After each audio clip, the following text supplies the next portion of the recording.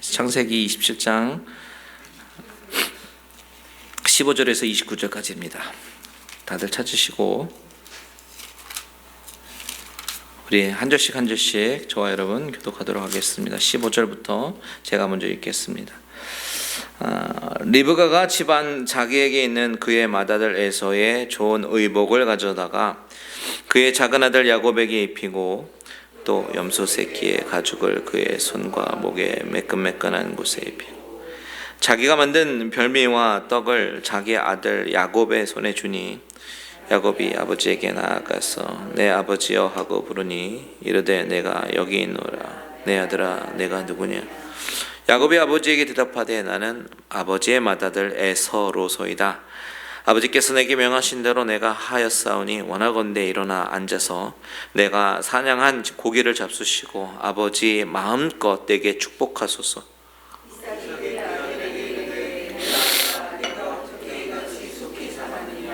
그가 이르되 아버지의 하나님 여호와께서 나를 순조롭게 만나게 하소서.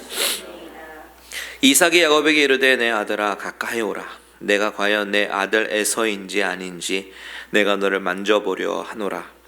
야곱이 그 아버지 이삭에게 가까이 가니 이삭이 만지며 이르되 음성은 야곱의 음성이나 손은 에서의 손이로다. 그의 손이 형 에서의 손과 같이 털이 있으므로 분별하지 못하고 축복하였더라. 이삭이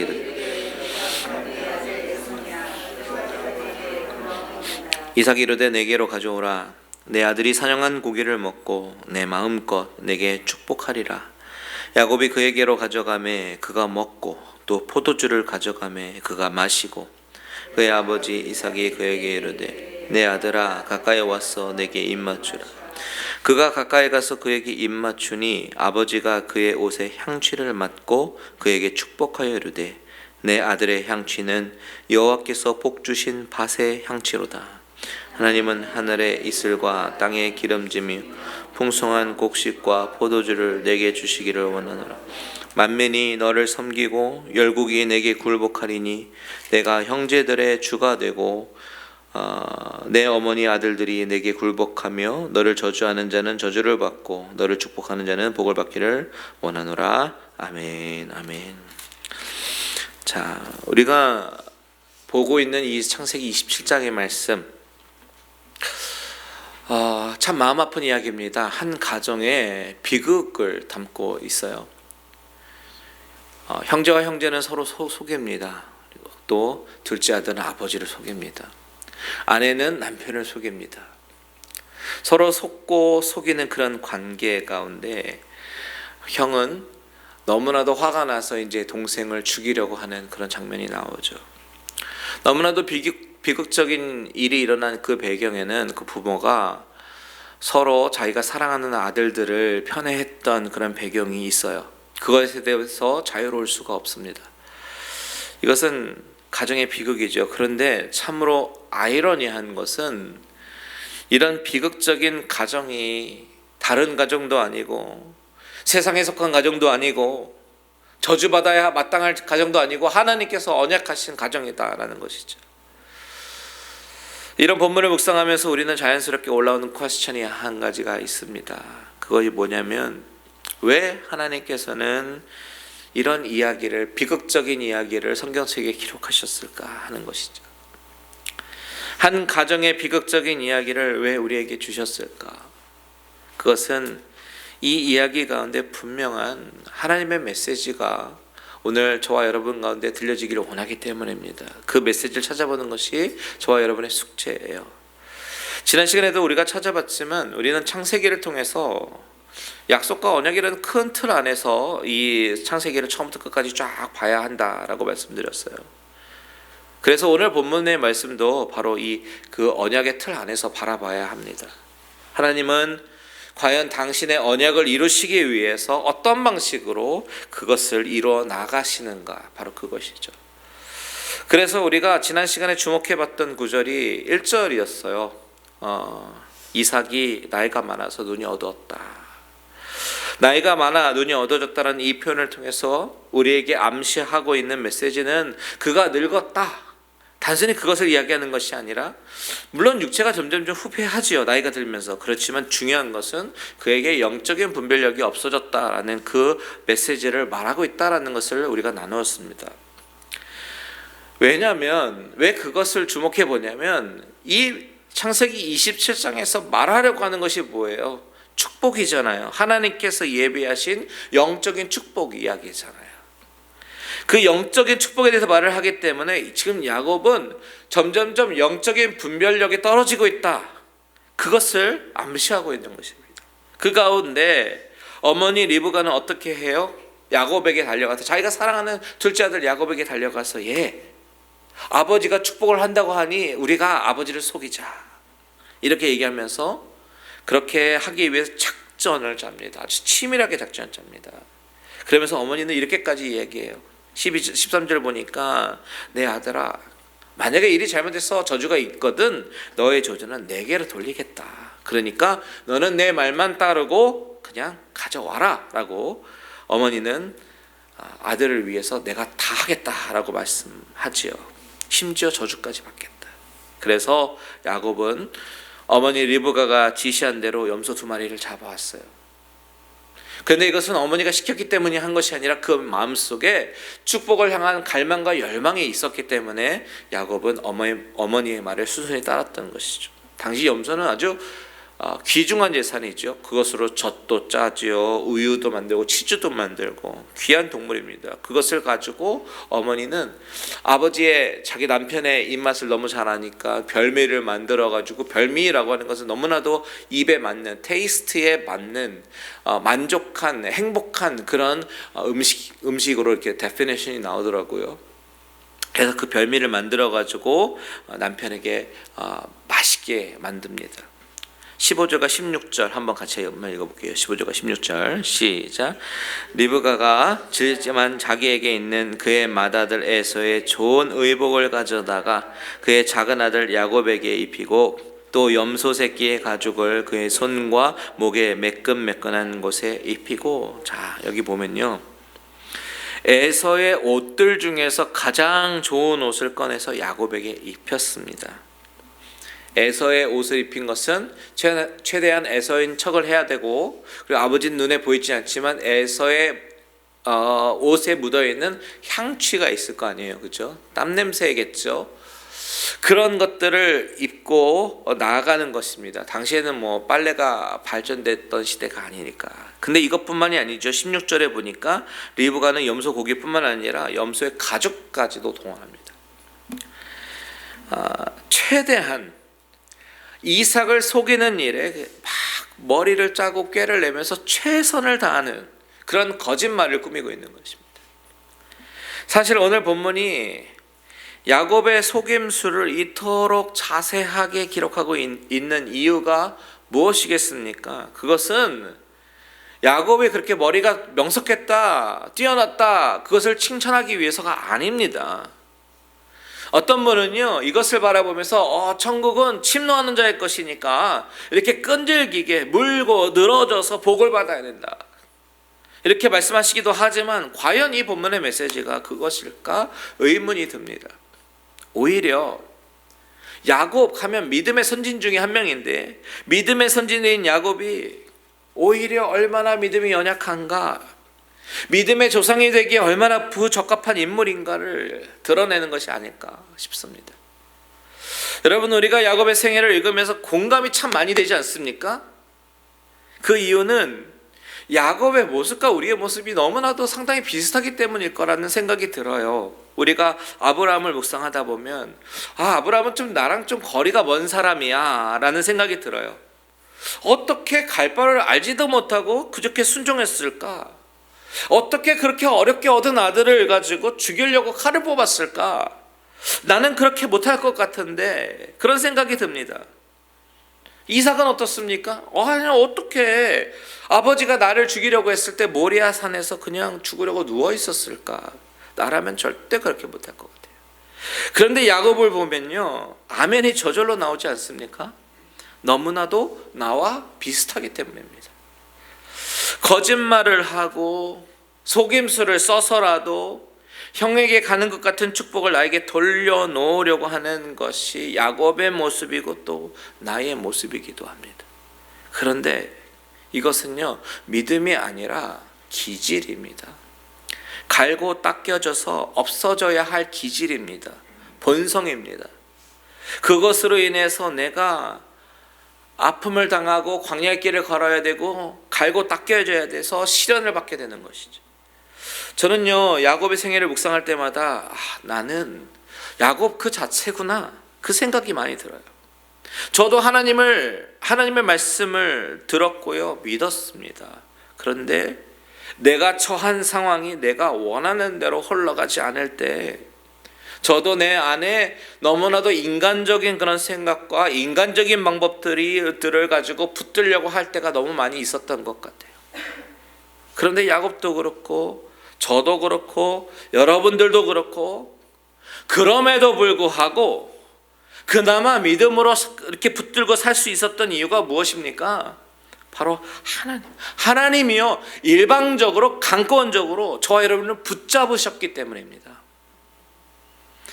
야곱은 어머니와 작당해서 가장 좋은 옷을 입고 별미를 만들고 막 음식을 만들고 아버지께 대접합니다. 그것도 모자라서 형처럼 몸에 털이 없으니까 그 털을 커버하기 위해서 염소의 가죽까지 이렇게 입는 그런 치밀함까지 보입니다. 그래서 아버지를 그런 그대로 속이는 것에 성공하는 것 같아요.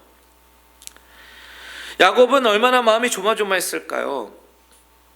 아무리 아버지가 앞이 안 보인다고 하더라도 큰아들과 둘째 아들을 구별하지 못할까 하면서 조마조마하면서 나아갑니다. 물론 위기도 있었습니다. 18절에서 야곱이 들어가서 아버지, 그러니까 아버지가 누구냐라고 물어보죠. 그때 야곱은 아버지, 맏아들 에서입니다. 이게 거짓말을 하기 시작하는 거예요. 에서인 척을 하는 것이죠. 그때 위기가 한번 오는데 21절과 22절 보세요. 21절과 22절. 이삭이 야곱에게 이르되 내 아들아 가까이 오라. 내가 과연 내 아들 에서인지 아닌지 내가 너를 만져보려 하노라. 야곱이 그 아버지 이삭에게 가까이 가니 이삭이 만지며 이르되 음성은 야곱의 음성이나 손은 에서의 손이로다. 자, 이삭이 음성을 듣고는 에서의 음성이 아닌 것이죠.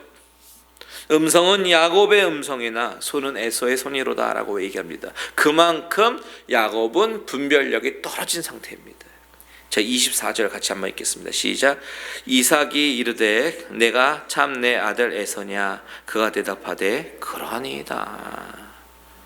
야곱은 그렇게 두근두근거리는 그런 마음을 가지고 형 에서인 척을 하고 거짓말을 해가면서 축복을 받으려고 합니다. 자, 여기서 우리는 그렇다면 이삭이 예서로 가장한 야곱에게 어떻게 축복을 하는가, 그 축복을 한번 눈여겨보기 원하는데요. 25절에 보면 야곱은 사냥한 고기를 내게로 가져오라. 내가 그 고기를 먹고 마음껏 축복하리라 라고 이야기하고 이제 고기를 막 먹거든요. 그리고 나서 어떤 행동을 하냐면 포도주를 마십니다. 그런데 그게 다가 아니에요. 26절 한번 같이 읽어볼게요. 시작. 그의 아버지 이삭이 그에게 이르되 내 아들아 가까이 와서 내게 입 맞추라. 와서 입 맞추라라고 요구하는 거예요. 그래서 가까이 가서 입을 맞춥니다. 그런데 여기서 한 번 더 야곱은 이삭은 그의 옷에, 아들의 옷에 있는 향취를 맡습니다. 아들에게 많은 요구를 하고 있는 거예요. 음식물을 가져오라, 포도주를 달라, 그리고 입 맞춰 달라, 그리고 냄새 한번 맡아보자. 아니, 왜 이렇게 축복을 하는 절차가 복잡한지 아마도 야곱은 아마 심장이 벌렁벌렁 거렸을 것이에요. 이삭의 축복을 하려고 하는데 마치 자꾸만 확신이 안 서는 것 같은 그런 모양입니다. 그래서 입도 맞추고 냄새도 맡아봅니다. 그리고 나서 축복을 하기 시작하는데요. 그렇다면 지금 이삭은 누구를 앞에다 두고 축복하고 있는 거예요? 에서를 앞에다 두고 축복을 한다라고 생각하고 있습니다. 실제로는 야곱이 앉아 있는데 이삭은 에서에게 흘려보내기 위한 축복을 하고 있다라는 것이죠. 제가 이거를 make sure 하는 이유가 있어요. 왜냐면 이 축복의 내용 때문입니다. 자, 27절부터 29절까지 27절 내 아들의 향취는부터 29절까지 한번 같이 읽겠습니다. 시작. 내 아들의 향취는 여호와께서 복 주신 밭의 향취로다. 하나님은 하늘의 이슬과 땅의 기름짐이여 풍성한 곡식과 포도주를 내게 주시기를 원하노라. 만민이 너를 섬기고 열국이 내게 굴복하리니 내가 형제들의 주가 되고 내 어머니의 아들들이 내게 굴복하며 너를 저주하는 자는 저주를 받고 너를 축복하는 자는 복을 받기를 원하노라. 여러분 이 축복을 잘 보면요, 자세히 잘 보면요, 앞뒤의 내용이 완전히 다른 것을 우리가 발견하게 됩니다. 그가 진정으로 축복하려고 했던 내용은요, 앞에 쫙 나열하고 있어요. 땅의 기름짐, 풍성한 곡식, 그리고 포도주. 하나님 이런 것들을 풍성해 주시기를 원합니다. 이것은요, 이런 축복은 이삭도 바라는 내용이고 에서도 바라는 내용이고요, 또한 야곱도 바라는 내용이에요. 그런 축복이에요. 이 땅에서의 축복. 그런데요, 이 축복이 뒤로 가면서 이삭의 축복이 아니라 하나님의 축복으로 점점 축복의 내용이 바뀌어 버립니다. 이때부터는 하나님께서 이삭의 입을 주장하셔서 비록 잘못된 의도로 시작된 축복이긴 했지만 강권적으로 악을 선으로 바꾸시는 그 하나님이 진짜 중요한 축복을 하게 하시는 거예요. 29절 다시 한번 있습니다. 시작. 만민이 너를 섬기고 열국이 내게 굴복하리니 내가 형제들의 주가 되고 내 어머니의 아들들이 내게 굴복하며 너를 저주하는 자는 저주를 받고 너를 축복하는 자는 복을 받기를 원하노라. 여러분 분명히 리브가가 임신했을 때에 하나님께서 뭐라고 하셨어요? 두 민족의 복중에 있는데 이 족속이 저 족속을 섬기리라. 큰 자가 어린 자를 섬기리라. 이렇게 말씀하셨습니다. 이삭은 앞에 있는 사람이 에서인 줄 알고 에서를 염두에 두고 축복을 한참 이야기하는데 갑자기 입술에서 나오는 소리가 바뀌는 것입니다. 이 땅에서의 축복이 아니라 하나님의 축복으로 바뀌는데 너는 형제들의 주가 된다. 만민이 너를 섬기고 굴복할 것이다. 너를 저주하는 자는 저주를 받고 축복하는 자를 복을 받기를 원한다. 하나님께서 분명히 둘째 아들이 그렇게 될 거라고 말씀하셨는데 에서를 놓고 이렇게 자신도 모르게 축복이 바뀌어서 나간단 말이죠. 자, 이삭은 에서를 놓고 축복하면서 이런 복을 빌었는데 이 복은 사실 이삭이 속아서 받은 그런 복입니다. 누가 흔들리지 않고 흘려보낸 복이에요? 하나님께서 이 상황 속에서 흔들리신 것이 아니라 하나님께서 작정하신 대로 흘려보내신 하나님의 복이다라는 것이죠. 게다가 처음에 하던 땅의 복도 사실 야곱에 해당하는 복입니다. 야곱은 나중에 농사짓는 자로 살잖아요. 에서는 농사짓는 자가 아니라 그저 사냥하며 방랑하며 돌아다니는 사람이었습니다. 근데 여러분 이것이 왜 중요하냐면 아버지 이삭은 아내와 아들에게 속습니다. 그러면 우리는 어떻게 생각해요? 속았으니까 무효다. 무효를 선언하고 다시 해야 된다라고 생각하는 게 우리의 생각이에요. 그런데 하나님께서는 그렇게 하지 않으셨다는 것이. 대표적인 예로 이스라엘 백성들이 가나안 땅에 들어갔을 때에 이제 여호수아가 이제 아이성까지도 물려주셨을 때 이제 그 소문이 막 퍼지면서요, 기브온 사람들이 그 소문을 들었던 거 기억나십니까? 그 기브온 사람들이 그 소문을 듣고 겁을 먹었습니다. 그래서 꾀를 내서 이제 거짓말을 꾸미죠. 일부러 헤어진 전대를 가지고 헤어져서 찢어져서 기운 가죽 포도주 부대를 가지고 나귀에 싣고, 그리고 신발도 낡아서 막 기운 것, 낡은 옷, 그리고 빵도 떡도 다 마르고 곰팡이가 난 떡을 일부러 가지고 변장을 합니다. 그리고 화친을 요청합니다. 너희는 어디서 온 사람들이냐? 우리는 멀리서 국경 저 변방에서 온 사람들인데 당신의 소문을 듣고 화친하기 위해서 왔습니다. 우리는 당신의 종들이니 우리와 조약을 맺어주세요. 이렇게 얘기를 하죠. 그래서 속아서 조약을 맺는데 나중에 알고 보니까 누구예요? 바로 가까이 있는 원주민들이었습니다. 전멸의 대상이었습니다. 나중에 속은 걸 다 알지만 여호수아는 그들을 전면하지 않고 그저 물깃는 자, 장작 패는 자로 자기 공동체 안으로 받아들입니다. 여러분, 이렇게 속이는 일들을 성경이 기록하면서 말씀하고 있는 것이 무엇이에요? 속인 자, 또 속은 자, 이것이 중요한 것이 아니라는 것입니다. 이 모든 스토리에서 가장 중요한 것은 이 스토리를 누가 이끌고 가시는가? 바로 여호와 하나님이 하나님의 일을 이끌어 가신다, 이루어 가신다라는 그 이야기를 하고 있는 것입니다. 내가 어떤 일을 꾸미든지 하나님은 그 뜻을 결국은 이루어 가신다. 이것이에요. 이것이 오늘 본문에서도 주는 메시지다라는 것이죠. 자, 인간이 속고 또 속이는, 또 속고 속이는 이 비극적인 어떤 반복 앞에서 하나님의 뜻은 완전하고 분명하게 섭니다. 우리의 상태와는 상관없이 이것이 바로 하나님의 절대 주권이다라는 거예요. 어쩌면 이 세상은 그런 세상인 것 같아요. 속기도 하고 속이기도 하고, 그것이 우리가 살아가는 세상인 것 같습니다. 그렇지만 그럼에도 불구하고 우리의 하나님의 말씀은 영원히 서 있을 줄 믿습니다. 저도 참으로 부족하지만요, 하나님은 속이는 자 야곱을 사용하시는 것처럼 저처럼 부족한 자를 사용하셔서 하나님 앞에 하나님의 말씀을 들고 사랑하는 백성들 앞에 서 있게 하셔요. 그 이유가 무엇이겠습니까? 아무리 이 세상에 썩고 속이는 세상이라고 할지라도, 우리가 아무리 연약한 존재라고 할지라도 하나님의 말씀은 분명히 선다라는 그 사실, 하나님의 뜻은 반드시 이루어진다라는 사실을 보여주고 있는 것이죠. 물론 야곱이 아버지를 속였다라는 것이 정당화될 수는 없겠지요. 이것은 야곱과 리브가가 축복을 받아내고 축복을 쟁취한 것이 아니라 원래 하나님은 야곱을 축복하시기로 작정하셔서 당신의 뜻대로 이루어가고 있다라는 이야기입니다.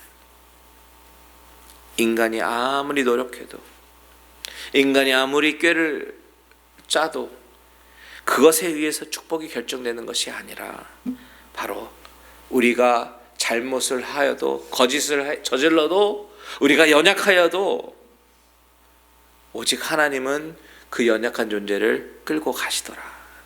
우리가 얼마나 악하고 추악한 존재인지 그것을 깨달아야 되고, 오직 하나님의 축복의 그 은혜와 경륜만이 나아간다라는 사실을 보여주고 있어요. 그렇다면 이것이 오늘의 본문의 메시지라면, 오늘 이 말씀을 통해서 오늘 이 밤 저와 여러분에게 격려하시는 하나님의 메시지가 무엇이겠어요? 여러분, 때로는 우리가 이 세상을 살아갈 때 뜻하지 않은 일로 속임을 당하고 손해를 보기도 하고 억울한 일을 당할 때도 있지만, 분명한 것은 무엇입니까? 하나님은 선하시기에 하나님의 분명한 뜻은 이루어진다. 그 사실을 믿고 담대하게 나아가기를 축복합니다. 이삭이 나중에 이제 그 사실을 깨달았을 때예요. 정말 우리는 속고 속에는 정말 무너진 가정이 있지만 그 가운데 하나님의 뜻이 온전히 서는구나라는 사실을 깨달았을 때 막 부들부들 떨기 시작합니다. 30절 이하를 보면 이제 에서가 사냥에서 돌아와서 별미를 만들어서 아버지께 나오는데요. 아버지, 일어나서 아들이 사냥한 고기에 잡수시고 이제 마음껏 내게 축복하소서. 이삭은 막 황당한 것이죠. 너는 누구냐? 아버지, 저는 아버지 맏아들 에서입니다. 그 이야기를 듣는 순간 크게 떨기 시작합니다. 내가 속았구나. 그런데요, 이 부들부들 떠는 거는 괘씸하다, 내가 속았구나라고 하면서 이 분노가 나는 떨림이 아니죠. 내가 아무리 내 생각대로, 내가 사랑하는, 내가 편애하는 아들 에서를 정말 축복하고 내 생각대로 이끌어 가려고 했지만 하나님의 뜻이 하나님의 뜻 가운데 이루어지는구나 라는 그 이루어짐의 현장 가운데 두 눈으로 똑똑히 바라보면서 하나님의 뜻에 무서워 떨기 시작하는 것입니다. 큰아들 에서에게 말하죠. 너가 오기 전에 누군가 사냥한 고기를 가져왔고 나는 그것을 다 먹고 그를 위해서 축복했다. 그는 반드시 복을 받을 것이야 라고 말합니다. 이삭은요, 이 축복은 취소다라고 얘기하지 않고 그는 반드시 복을 받을 것이라. 왜 이렇게 얘기했겠습니까? 내가 어떻게 하든 하나님은 야곱을 향해 축복하시기로 작정했다. 하나님은 그것을 이루실 것이야. 이것을 알았기 때문입니다. 바로 이때 에서는 어떻게 반응합니까?